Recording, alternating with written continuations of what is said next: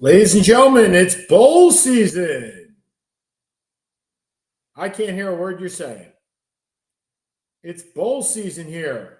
I don't know why Seth can't be heard. Hopefully, he can shortly. I see him. I see something in the background. I know Seth's been a little sick recently. I assume he's not mute. Oh, wait. I heard something. Nope, nothing.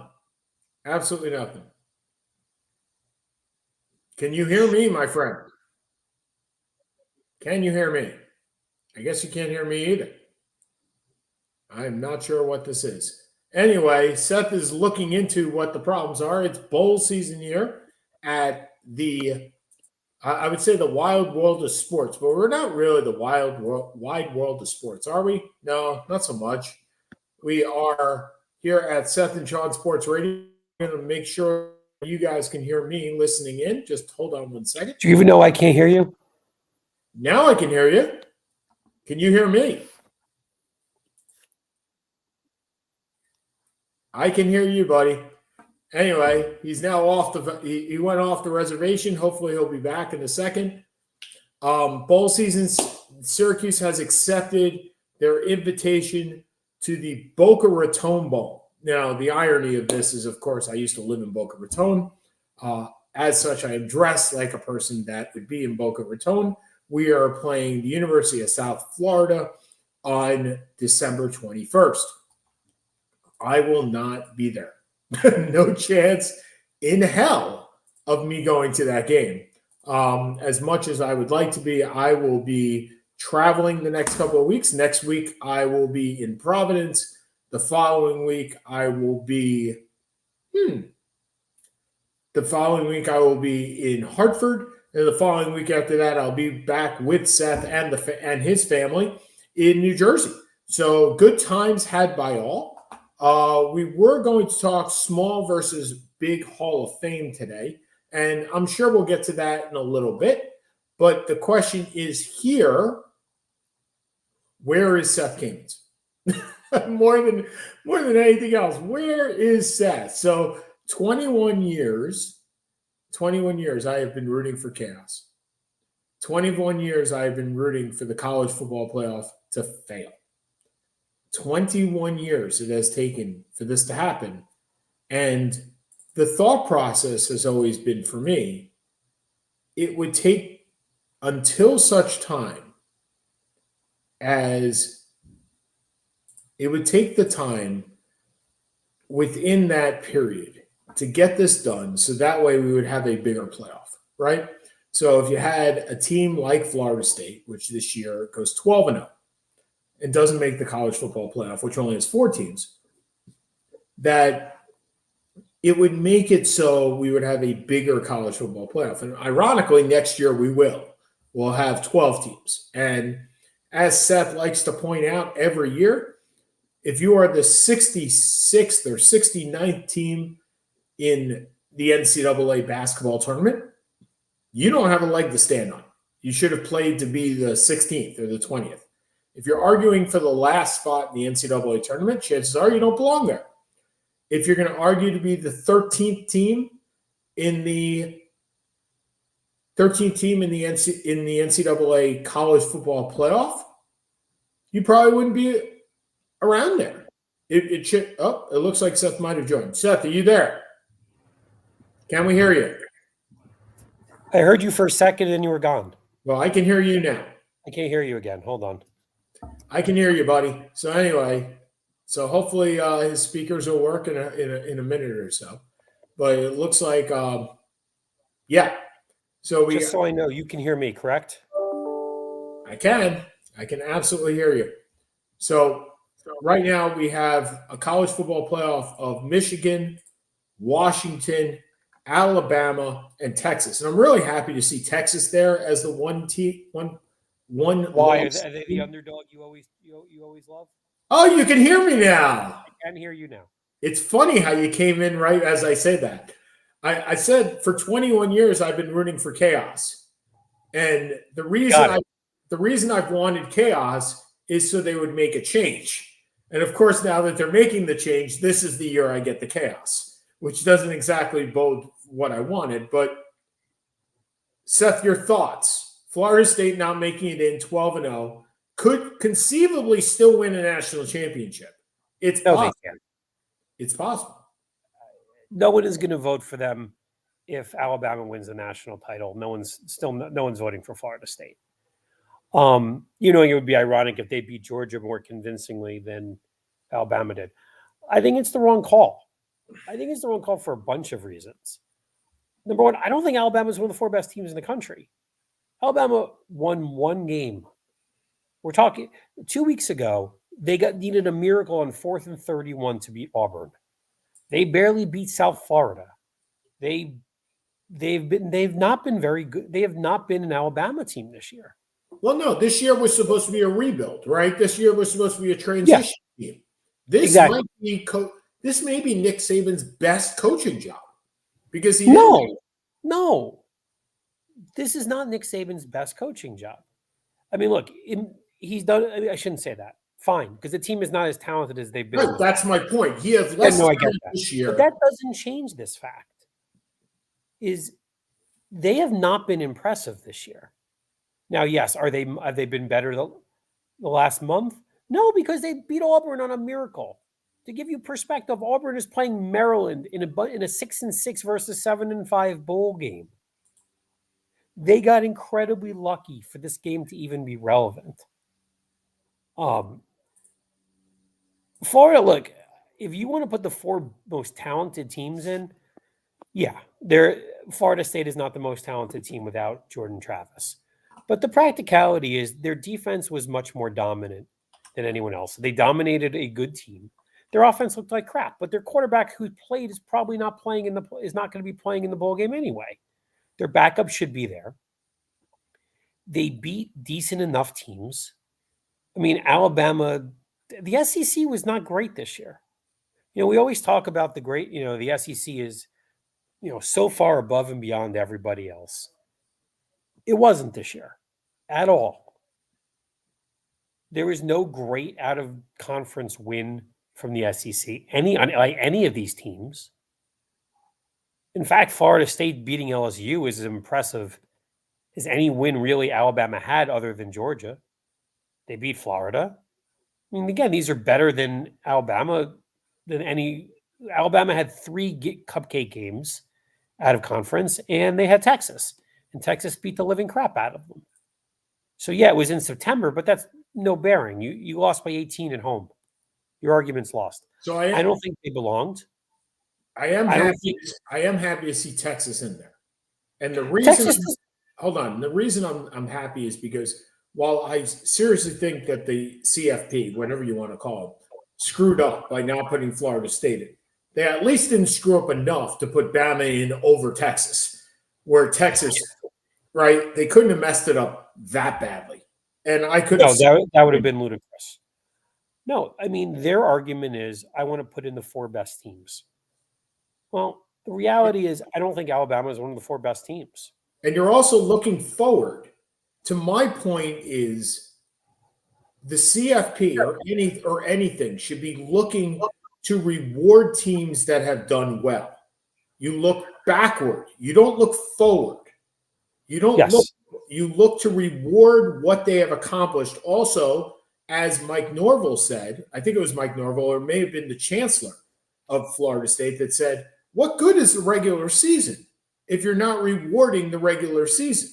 So if you want to say so to the point, what the CFP has basically said is, in this situation, and more importantly, next year, when you have 12 teams, right, and you have a 20th ranked team, you have 4 losses, let's say it's Alabama, right, a 4-loss Alabama team, and Alabama's not going to lose 4 times, but let's say that they do, a 4-loss Alabama team that has the best talent in the NCAA, which is possible. You've seen talented teams lose.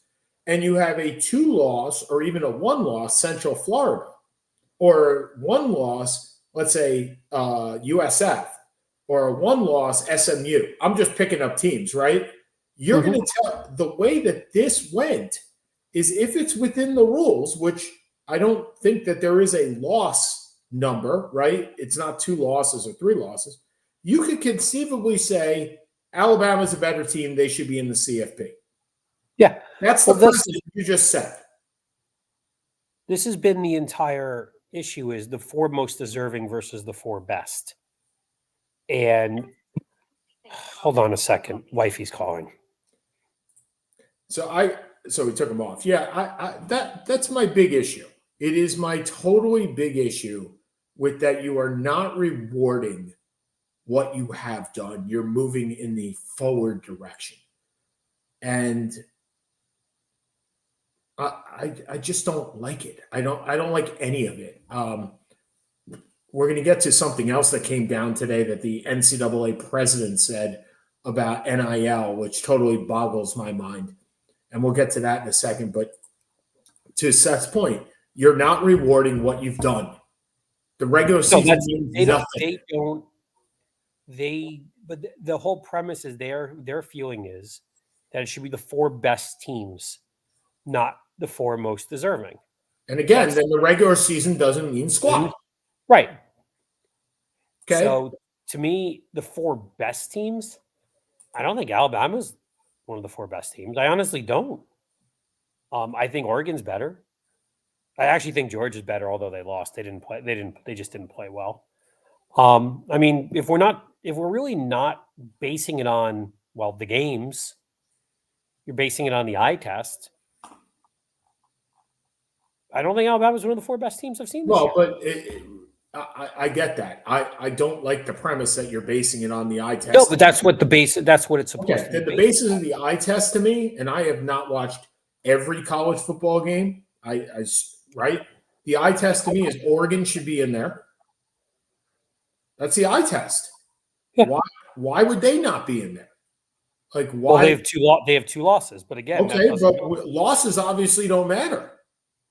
Yeah, they've been more impressive. I mean, they've lost to Washington twice in 2 3-point games. The Pac-10 has been the best conference in football this year, ironically. And I don't think it's really been that close. And surprisingly, I knew that. That is surprising. That's even more surprising. Now, okay, so assuming look, we have what we have, right? So Michigan plays Bama, right, in game 1, and Texas plays Washington. So, what are your thoughts on those 2 games, or should we start that next week? Let's start it next week. All right. So let's go to the bigger issue that I saw today. That the NCAA president wants schools to start paying their players. Not NILs, but schools. Literal schools are able to, as long as they put aside $30,000 for half of their population, their athletic population, they can pay their players. Literally pay their players. And their reasoning is, provided that the women get paid exactly the same as the men, because you have to keep it within Title IX. Now, I know what this is supposed to do. This is supposed to stave off congressional intercedence, right? But all right. So how are we different anymore? Nothing. It's a professional league. But the only thing I can see is they're trying to eat. The NIL is completely out of control. When you have right, but the NIL would still be okay. You could still do NIL. You can still do outside influences paying. This is just in addition to it. This isn't solely it. I haven't seen it. From what I understand, the college is allowed to pay. Let Division I schools, so this is according to ESPN, NCAA President Charlie Baker proposed changes Tuesday where it would allow Division I schools for the first time to pay their athletes in ways that are not tied to educational resources.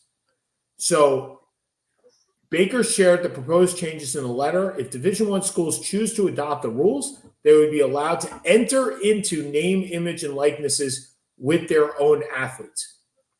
That doesn't say that there would be no other name, image, and likeness. That just says in addition to what they already have. they would be able to do that.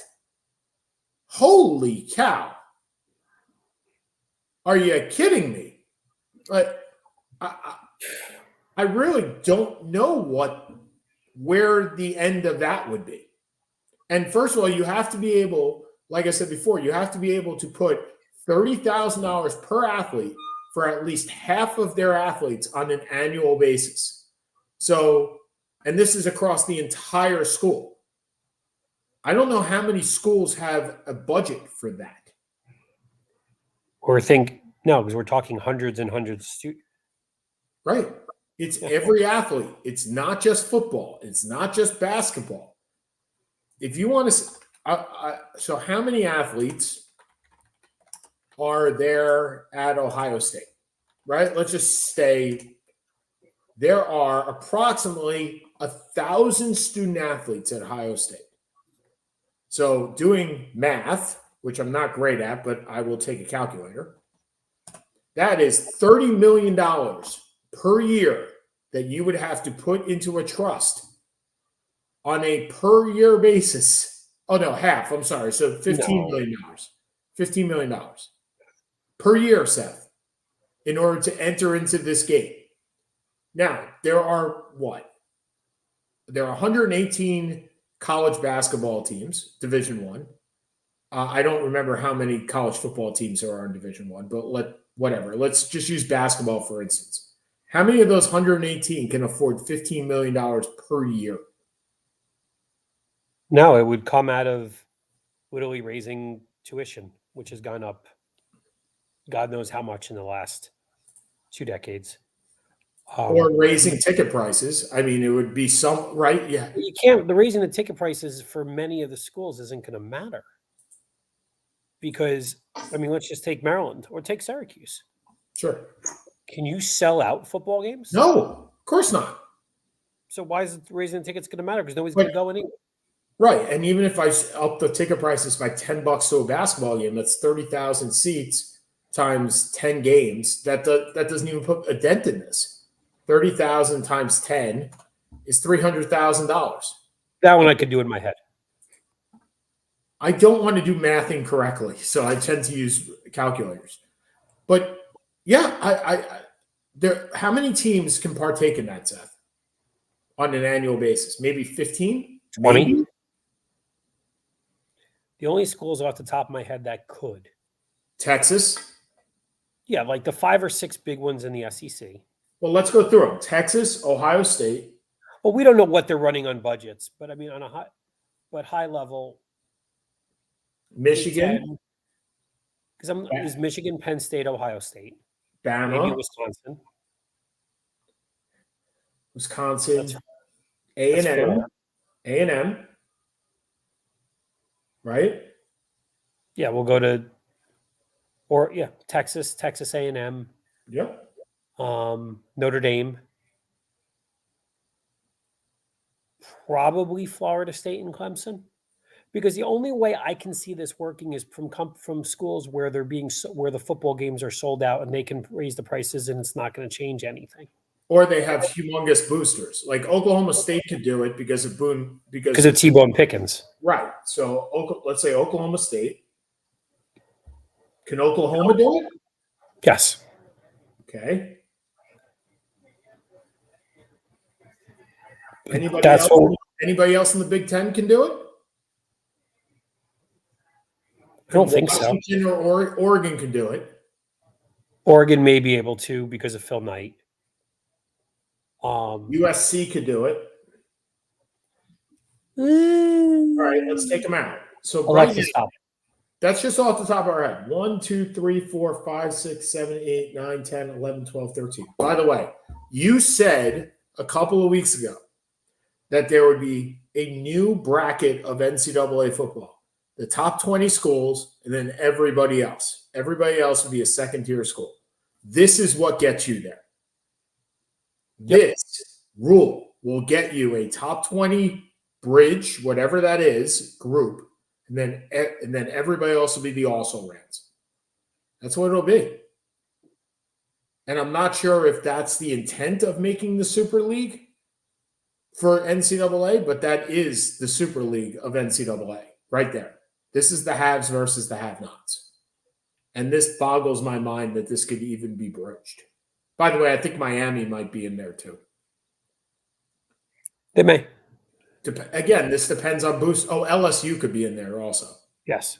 Again, this is off the top of our heads, but we also don't know. We don't know what the budgets are for a lot of these, so we're kind of extrapolating out. But yeah, it's a real problem.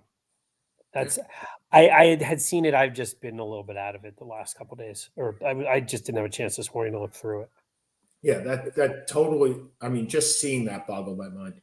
Okay, so we'll talk more about the NCAA football tournament next week. I wanted to touch upon something. It's of course it's Baseball Hall of Fame season, right? Where we go through who's going to get inducted. It'll be announced, I think, in the first week of January. And a couple of days ago, Jim Leland was elected into the Hall of Fame. And understanding that you have different criteria for managers than you ever would for players. We understand that. Something came up the other day. You are an incredibly big, small Hall of Fame guy. I get that. I am a little bit of a larger Hall of Fame guy than you are. But my question to you is, especially with the way that baseball, and we could equate this to football or basketball too, which is more important, longevity or peak to you? So Peak. if you look at Joe Mauer, who had a 10-year peak that is unmatched for catching. Unmatched. Unmatched. His 10-year peak, just his peak. Again, he had 10 more years or 8 more years where he did not have that peak. But I didn't think his peak. I would not have put it. His peak was better than Yogi and better than Bench. His peak was an MVP. Yep. And so he won 2 MVPs in a 3-year. 1 MVP. He won 3 batting titles. I mean, if you want to put Berra in there for power, maybe. But as far as a 1-year commitment, Joe Mauer's 2009 may be the best catching year of all time. 28 homers. That was the year he hit 365, right? Or 360. 96 RBIs. Not only hit 365, had a slugging percentage of .587. He was an all-star, the MVP, a Gold Glove, and 1 Silver Slugger. That may be the best catching year of all time. Okay. But once he drops that peak, right? So his 10 years from age 22 to 30, he averaged 11 homers, 69 RBIs with a batting average of .323 and won 3 Gold Gloves. It went downhill because he got hurt, right? So he had 4 years which were 277, 265, 261, 305, 282, and played first base. He didn't play catcher after that. Is that a Hall of Fame career to you? That's my question here, is when you're looking at a peak performance. Tim Raines is a peak performance person, right? 10 years of greatness, then 10 years of not so greatness.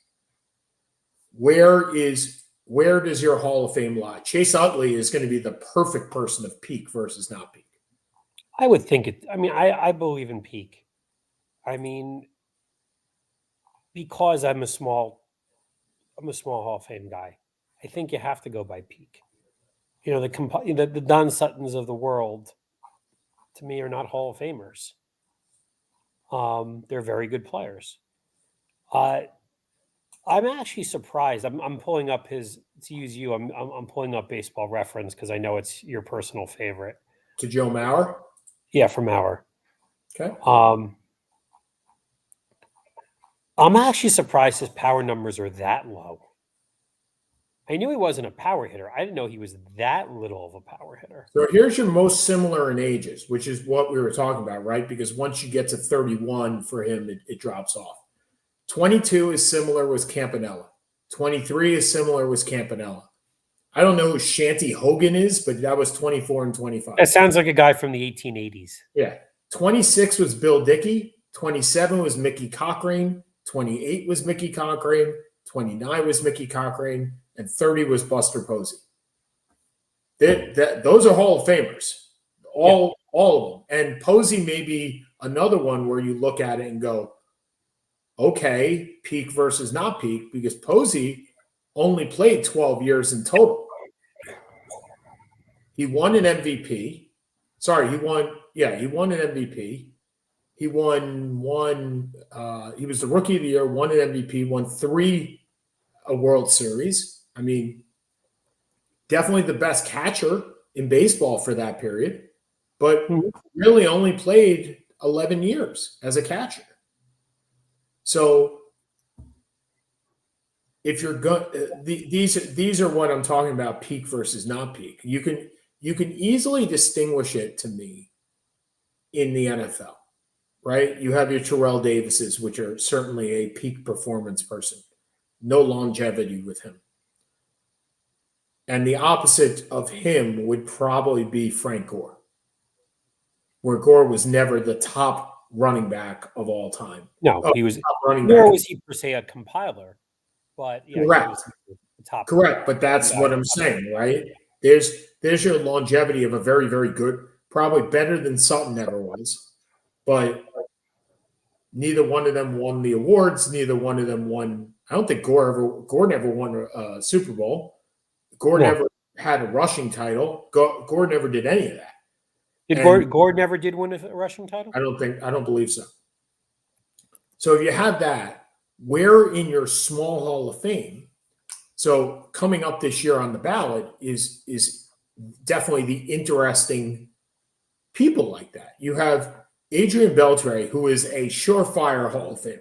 Adrian Beltre is an inner circle Hall of Famer. He is probably the best third baseman since Mike Schmidt. And because I'm not sure if I view Chipper Jones as only a third baseman, but I still think Beltre was a better third baseman. So probably the best third baseman since Mike Schmidt. 3,000 hits, 12 Gold Gloves. I mean, this guy's inner circle. Then you have Mauer and Utley.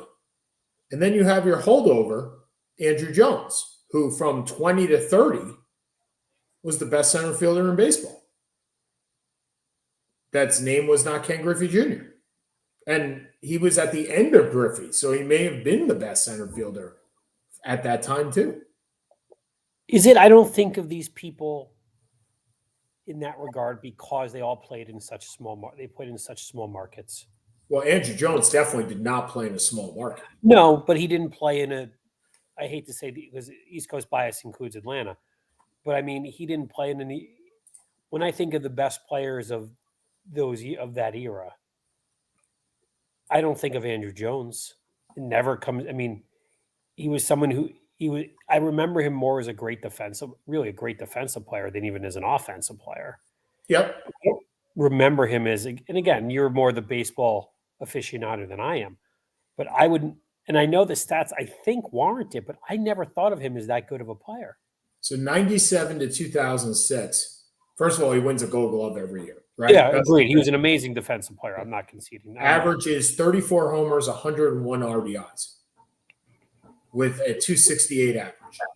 So is he, again... Yeah, but in that era, those were not those are nice stats, but are they Hall of Fame stats? Well, and I think that's my point. Well, that's part of it too. Is he going in as the center fielder equivalent of Ozzie Smith, where with 10 Gold Gloves, right? Wins a Gold Glove every single year. Actually, he won 2 more. So he won 12. Hold on. 1, 2, 3, 4, 5, 6, 7, 8. No, he won 10. It's funny. 10. I'm trying to pull him up on Baseball Reference, and he's not popping up. Andruw. That's why. Okay. He's from Curacao, which means it's not Andrew, it's Andrew. Thank you for clearing that up. Yeah. So he played 17 years, and the last 5 years of his career, 5 to 7 years of his career, were nonsense. I mean, Wait a minute. Okay, so I'm looking at his stats right yeah, now, and I'm conceding we concede the Gold Glove. That's not a defensive expertise. yeah. 1,200 RBI in 17 years, 1,200 RBIs. Again, this is my point. Take out the last 5. His Okay. peak is the 10-year period before that. At no point he has one top 5, 2 top 10 MVP votes. Yep. He led the whole league in home runs 1 year. Yeah. 1 year in RBIs 1 year. Yeah. He had 1 year over 50, 1 year over 40. Everything else is under 40. His batting average was nothing special. His on base percentage is nothing special. His slugging is, I'm not looking at this and seeing a Hall of Famer. Okay, so now go look up Ozzie Smith. Ozzie Smith's considered the greatest fielder of all time. I know Ozzie Smith. Consider Andrew Jones the greatest fielding center fielder of all time. And if you put him in that perspective, is he a Hall of Famer? Well, the question, I think you're the one who should be answering this, not me. Look, I hate Andrew Jones. I hated him as a Brave. It's really hard for me to take that out of context. Oh, that's not silly. Sure that I view peak and just peak. That's my problem. And it was my issue, the only issue that somebody could raise to me that would take away from Tim Raines. And I know I blitzed the Tim Raines bandwagon. I totally did. Might as well have been the president of the Tim Raines and Burt Blyleven fan club. Well, Blyleven was end-to-end. He was more a Sutton guy, but definitely an end-to-end guy, and played with incredibly bad teams. Yes. So for Blyleven, you're never going to tell me that Blyleven and Raines are in the same boat. You're not going to get me there.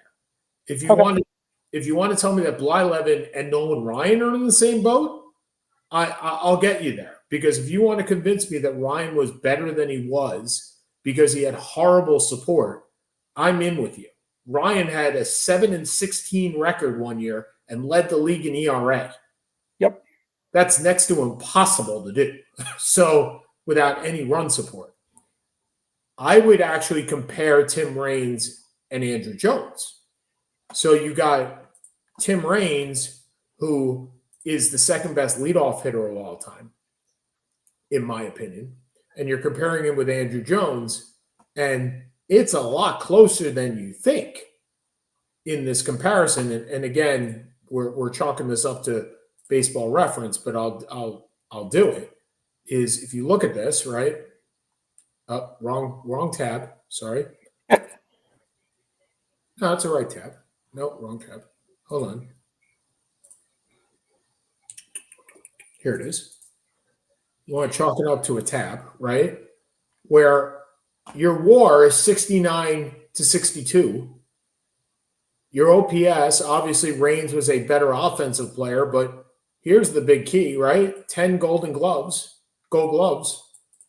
5 All-Stars. He didn't win a championship, but I'm not sure Raines was ever the cog on the championship. He was never the reason that the team has won the championship. That's right. Now, here's your big issue, and it will always be your big issue, is Andrew Jones batted 254, and Tim Raines batted 294. So your OPS, but here's your slugging difference. Look, I'm not saying they're the same player. I'm just saying it's a lot closer than I thought.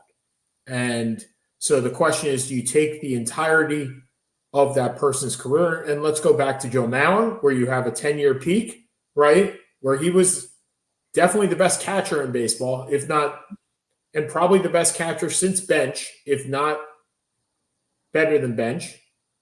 Not better. I think Bench is the best catcher of all time. Well, Bench is the best defensive catcher of all time. So you'll never get me. You're right.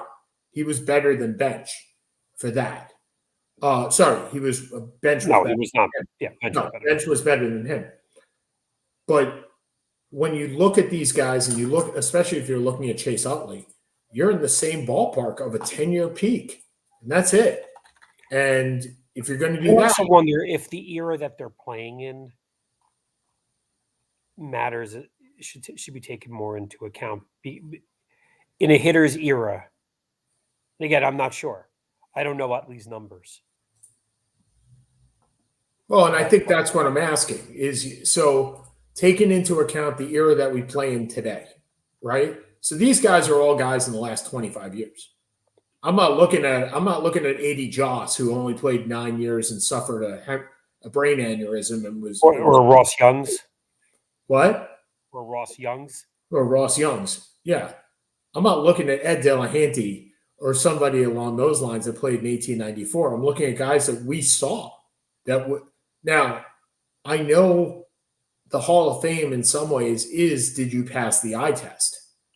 And I believe from this conversation that Andrew Jones never passed the eye test for you. No. It sounds like. Did Joe Mauer pass the eye test? Or do you not even know because you didn't even pay attention to Joe Mauer because he played in Minnesota? I mean, I think that's part of the issue is you're talking about Joe Mauer never. Did Joe Mauer ever win a playoff series? I don't think so.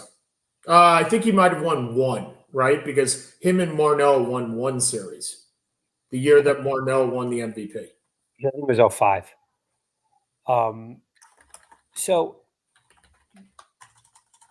I can't really tell you because to be perfectly honest, as you said, he played in Minnesota. Everyone knew how he was a very good player, but I never saw enough of him during games of importance to really. Now, look, to me, yes, I'm a small, but I'm not an ultra small one. So if you were the best player at a position in your era for a period of time, that's not 2-3 years. Yeah, I think you do belong in the Hall of Fame. Okay. So I don't really I don't have a problem. I mean, Mauer to me, as you said, Mauer was the best catcher in baseball for a decade. Arguably 1 year, 2 years, off. So here's Chase Utley. MVP 13, so probably the best second baseman in baseball at that point. MVP 7, probably the second best second baseman in baseball. Probably the best second baseman in baseball for at least these 5 years. And just those 5 years, because you can see the precipitous downfall. I'm pulling it up on my screen. So from 2005 to 2009, he was the best. He was the best second baseman in baseball, but then dropped off like a cliff. Yeah, but I mean that to me doesn't warrant. Is that enough? No. Okay, that's what I'm asking. No. So that's a peak, right? That's a 5-year peak. You can't have a 5-year peak if you play 16 years. Well, okay, and I guess that's my point, right? That's what I'm trying to gauge here. So Andrew Jones. Yeah, obviously there's some melding of the two. Right. Typically, if you're a Koufax or a Davis, Terrell Davis, I realize I'm coming. Yeah. Now Koufax played 9 or 10 years. Yeah. But Koufax had his peak and was done. Terrell Davis had 6 years and his body gave out and he was done. Yep. And if you go a year or two into irrelevancy or 2 or 3, not even to irrelevancy or into, that's fine. But you can't have a 4-year peak and then a 12 years of mediocrity. Well, and I think that's my question, right? So Mauer had 10-year peak and then 9 years of mediocriity. So yeah, but we're not. But 10 years of peak versus you're talking Chase Utley, a 5-year peak where he was 12 not years of mediocrity. Okay. Yeah, he was not a top 5 MVP candidate at any time. He was he hit, give or take, he hit 30 home runs at 100 RBIs. Yep. It hit about 300 as a second baseman, which is he was probably the best, one of the 2 best second basemen. Again, I forget who the other one would be off the top of my head. For his year for 3 or 4 years or 5 years, but that to me, when you have 12 years after that where you're bleh. And I mean, let's be honest here. The power numbers fall off by 50%. Yeah. The batting average is down by 30 points. There's no gold gloves here.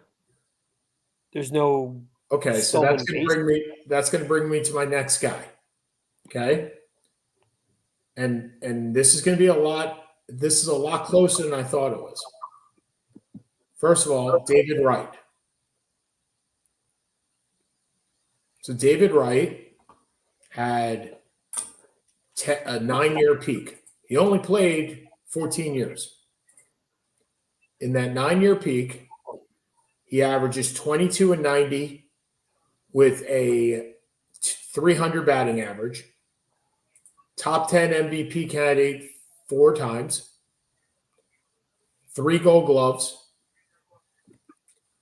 and he only plays 14 years. And 3 of those years, he only played less than 70 games. And I'm not saying he's a Hall of Famer. In fact, if you ask me off the top of my head, I would say he's not. No, he's a very good player.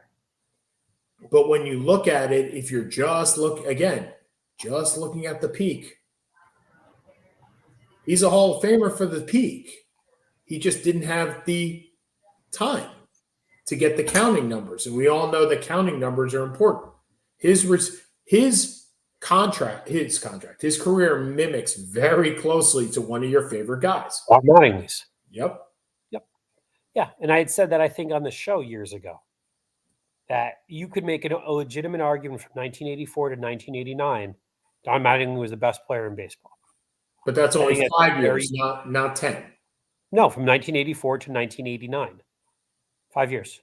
5 years, right. So I'm saying that's 5. And now you could not say that about David Wright. David Wright was a 10. Anyone consider David Wright the best player in baseball? No, he was the best third baseman in baseball in all likelihood. Yeah. But the stats after that 5-year run for David Wright. No, that's the difference. It was a 10-year run for Wright, not a 5-year run for Wright. That's what I'm trying to get. He played for 14 years. Okay. And let's forget 2004. I'm looking at the stats just like you. So right. From 05 to 10. Mm-hmm.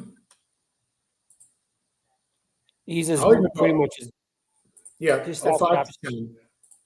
Yeah, 320, 330 and 100. Yep. Except for 2009, he had a down year on the power. Yep. Then he gets hurt. And then 2012 is a nice year. Then his last 4 years, as you said, it progressively just gets, he's hurt and just progressively just gets worse and worse. But the peak would have been Hall of Fame. But I guess, look, it's not like it's a peak like a Barry Bonds peak or a Griffey peak where the peak is so high that there's nothing that it's just. So your peak has to be Koufaxian to be a peak of that. It has to be Koufaxian if the rest of it is not in the ballpark. Well, that's what I'm saying, right? That's my point, right? So if you have a 5-year dominating career, if you won 4 MVPs, right? But and that's not David Wright, right? No. I'm not saying it is. I'm trying to get an understanding. So if Mike Trout has 5 more years of doing what he's done, well, here Albert Pujols is a perfect, right? 10 years of ridiculousness and 10 years of stupidity, right? Yes, that's enough. Is Albert Pujols a Hall of Famer? No, absolutely. But Albert Pujols also has the counting numbers to go in. Yes, he does. I mean, because he was the best player, one of the 3 best players in baseball for 8 to 10 years. Correct. So Mike Trout is obviously in that scope, right? Yes. So Mike Trout, the last 4 years, has done squad. Right? Well, yes, not 4 years, but almost 4 years has done squad. The last 4 years, his average has been 21 homers, 47 RBIs, and a 283 average. If you take before that, and I love looking at Mike Trout because his numbers are off the damn charts. Hold on, take out that first year. Hold on 1 second. I'll be back in 1 second. Yep. Ladies and gentlemen, I'm trying to take out the first year of Mike Trout to see how this works, but it's not seem to be working. But and Seth went off, so just give me a second. I'll get the numbers of Mike Trout from 20 to there we go. There we go. So 2012 to 2019, he averaged 35, 92, and a 308 average. And that included 1 year where he went 11. He had 41 homers and 90 RBIs. I mean, and obviously Gold Gloves. He wins 2 MVPs, Rookie of the Year, MVP number 2 as a second, 2 seconds, 3 seconds, 2 firsts in a 5-year period. Right. That's Kofaxian. That's what we're looking for, right? You need a Kofaxian number. Okay. Look, I'm okay with that. I'm just trying to get an understanding of small peak versus big peak. So Mauer's 10-year peak, does that make it for you? I think so. Because number one, the position he played. Yeah. Number two, he was the best catcher in baseball for the 10 years. Yeah. He won batting crowns. He won an MVP. The peak was high. And, my bigger issue isn't really the fallout the last few years. It was more of the how many big, we never saw him on a really big stage really do anything. They never won anything. And I can't, how much do I want to blame for that? Not blame, but you never saw him in a World Series. You never saw him in an ALCS.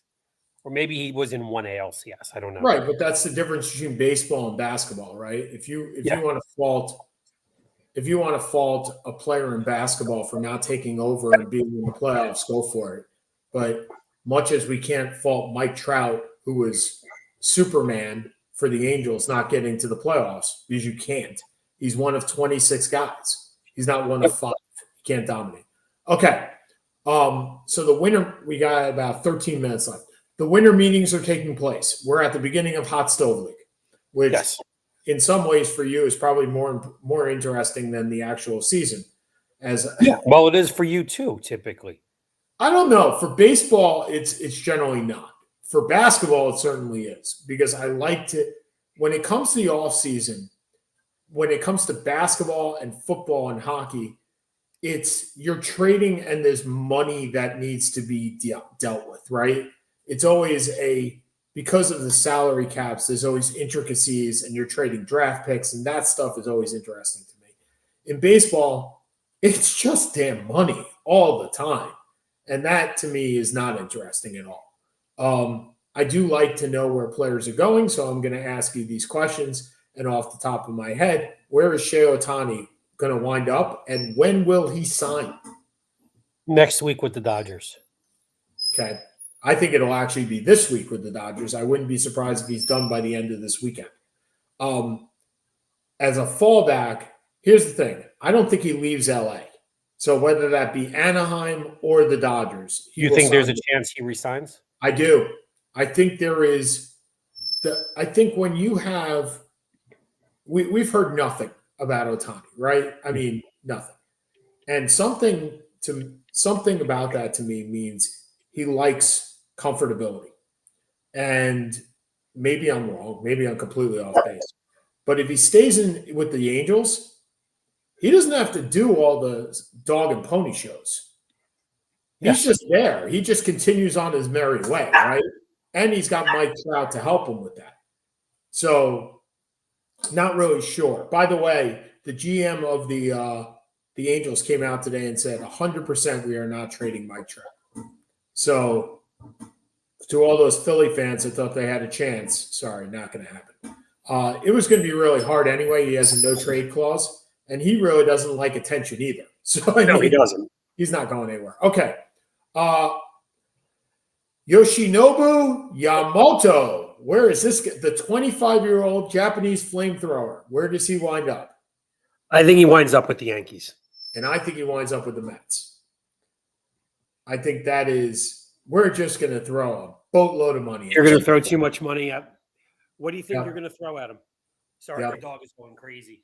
For those of you who don't know, I'm in COVID right now, hence why I'm on my bed, and the dog just snuck in. So, okay. COVID protocol. Look, Seth is like John Krasinski during the main. It's what was the some good news? Seth is doing some good news from his bed. He doesn't have Emily Blunt coming in though as much, That would be really some good news. or some bad news depending on who's in the next room. Okay. No, I think Yamamoto. You're looking at. Are you looking at Garrett Cole numbers? Yeah. No, you're not looking that high. You're not. I don't think you're looking into the threes. I think you're looking at two. Because my assumption was going to be about 250 over 9 or 10. Yeah, I think it'll be less and less years. He's 25. So I wouldn't be surprised if he got like a 6-year deal for 200 or something along those lines, where he comes out as a free agent when he's 30. And I can certainly see that. I could see that. All right, Juan Soto. Where does he wind up? Because he's gone. He's not staying in San Diego. I think he ends up with the Yankees. I don't particularly want him. I don't like what they're going to give up for him for a 1-year rental. That's what this is all about. Yep. You're not with Scott Boras as your agent. You're not re-signing him during the season. It's a 1-year rental, and then it's to the highest, for the most part, to the highest provider. Now, obviously, you have a better chance if you go there. And it's also, I don't know exactly. I've heard some names of who they want from the Yankees.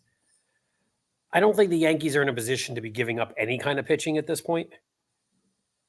I'm hearing, was it Clark Schmidt, Michael King, Pereira, and one other guy. They've it's not like they have an amazing farm system anyway. For a guy who doesn't, I thought him and Acuna were going to be very similar, and they're not. He's not the defender. He's not the base runner. It kind of feels like Stanton. Well, I think he's better than Stanton because he takes walks. But remember, Stanton 6 years ago coming off an MVP. And the deal was a good deal for the Yankees. And people can say in retrospect how annoyed they are, but nobody argued the deal. They gave up nothing for him. Oh, as long as you're willing to pay it, none of these are bad deals, right? The problem is, do you want to pay $400 million for a power hitter? Well, I was going to go more. If you acquire Juan Soto, and he's going to go to arbitration, so the number is about 33, what they're projecting. So if you do 33 plus Judge's 40 plus Garrett Cole's 36 plus Stanton's, I think 32, but I think they get 10. So let's say 20. Yeah, I think it's about 25. Plus 27 for Rondon, plus 17 for Rizzo, plus 15 for LeMahieu. You're at $190 million. $200 million in 7 guys. 1, 2, 3, 4, 5, 6, 7 guys. 100. You are over the luxury tax for 7 guys. And those 7 guys, how many of these guys are going to play? Let's say, how many of these guys are, aside from the 2 pitchers who may make Zero. How many guys are going to play 130 games? Right. That was going to be my. Rizzo probably does. He didn't last year. Last year was a bit of a fluke. How often do you get a concussion in baseball? But that's my point, right? So, but Rizzo doesn't win you a championship even if he plays 150 games. No, this isn't a championship team. As far as even with Juan Soto, this is not a championship team. No. That's why I don't. The deal doesn't make sense to me. They need the pitching staff is horrendous. You lost Luis. Yes, the pitching staff. Besides, I don't know if I'll go. I'm not going to go horrendous. I mean, look. To me, the key is what is Rodon this year? I mean, pretty much people were pretty happy with. We're scared, but we're pretty happy with the deal last year. So, if he's last year's Carlos Rodon, then yeah, they got a real problem. If he's 2 years ago's, then they may not. Carlos Rodon, two years ago, made 31 starts. The last time he had made 31 starts was never in his 9-year career. The last time before that he had made 25 starts was 2016. That's terrifying. Admittedly, that is terrifying. Okay. This guy has never been a beacon of health. By the way, the most wins this guy has is 14 in a year, understanding that wins is not okay. Let's go to innings. The most innings he's ever pitched is 178. The next is 165, and the next over that is 139. Well, He's considering the era that he pitches in, that doesn't particularly the 178. If it's over 160, I'm not really too right, concerned. but he's done that Twice. No, once. Oh no, You said twice. You're right, 165. You're right, 165. No, Okay. look, the deal's already done. I get it. I'm just saying, if you're banking anybody. So where do you think Soto goes? Oh, I think he goes to the Yankees too, and I laugh all the way to the bank because I think it's a ridiculous trade. If you give up, so we're in the same ballpark on this. Anything you give a value for this guy, if you are the Yankees, I'm not. Look, if you go to the Braves, you win a World Series with Juan Soto. I'm not sure you don't win a World Series without Juan Soto, but you certainly do with Juan Soto. If he goes to the Diamondbacks, he improves that team. If he goes to the Orioles, he improves that team. There is a market improvement on those teams. The Yankees, he does not move the needle at all. The needle is in your pitching staff. Yeah. Take the $33 million that you're going to spend and use it on Yamamoto, or use it on Blake Snell, or use it on one of these other pitchers that could come and do something. Go get Tyler Glasnow from Tampa Bay. Tampa? Yeah. Go get somebody, right? It's all in the arms. And the one thing that the Mets have decided is that's exactly what it is. It's all in the arms. You're taking a flyer on Severino for $13 million. Do I love it? No. But it's $13 million, and I didn't have to give up anything. I didn't even have to give up a draft pick for it. Yeah. That wins for me. All right. We got 3 more minutes. Anything you would like to add, Senor? Can you explain to me how, because I'm sorry, I have a dog biting me on the side. Can you please explain, is Wilson refusing to go back as the starting quarterback? So Wilson has not all these are reports, right? You don't really have, it's been a leak, right? It's never been, Wilson has not said anything. I think it's a matter, it says right here, one source told ESPN is that Wilson asked a teammate for advice on the risk reward of playing a late season game with no playoff implications. So he probably will be looking for a new team in 2024, which might explain his concern about risking injury. You know what? I understand him asking. I also understand, much like you saw with Eduardo Rodriguez last year, where he wouldn't go to LA, where you're going to get a reputation for this, of not going out and playing. I'm not sure that you're going to have teams vying for you. The report basically says that the guy is quitting. So, if you're a quitter, you're a quitter, right? I understand his rationale that he doesn't want to get injured. And look, anybody that goes behind that Jets offensive line is subject to injury. I don't even think it's unlikely. I think it's likely that person will get injured. But look, it's just another rung on the Jets' belt of what could go wrong this year. And anyway, all right. With 1 minute left, I hope that you are feeling better and that COVID will dissipate. I wish our fantasy league teams good luck this week. We're still alive. I'm still alive in both my leagues. I am in 7th place in both my leagues. So I need a little bit of luck. Sam Laporta. I need a little luck, but thank you to Nabate Isles for keying in our fantasy playoff dreams. So with that, I'm Sean Palmer. That's Seth Kamens. We'll see you next week, everybody. Have a good one.